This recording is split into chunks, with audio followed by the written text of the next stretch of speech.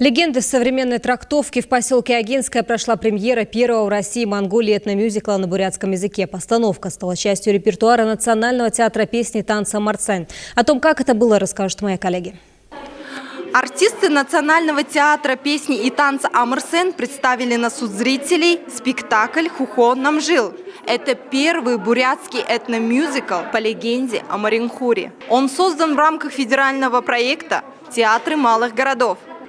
В основе спектакля лежит легенда о Маринхуре, музыкальном инструменте бурят-монгольского народа, который был изготовлен из гривы лошади. Смастерил его молодой табунчик по имени Намжил. Он и является главным героем драматического сюжета.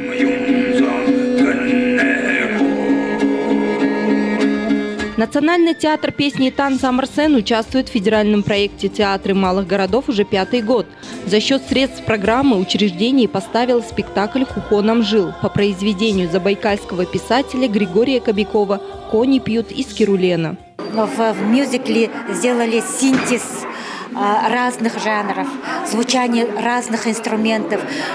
Логически они не могут соединиться и вместе быть в одном жанре. И ударные электроинструменты.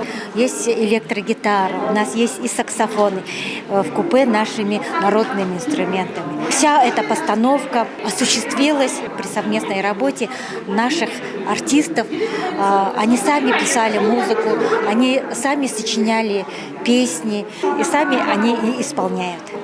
Эмоции переполняют солистку театра Дашиму Цунгуеву. В мюзикле она не только играет одну из главных героинь, но и исполняет 5 песен собственного сочинения. В этом мюзикле я исполняю роль Денгины и сказителя в одном лице. Мы рассказываем, и в этот же момент мы воплощаем все то, что мы оповещаем нашим зрителям. Я думаю, что зрители увидели что-то вообще совершенно новое в новом формате.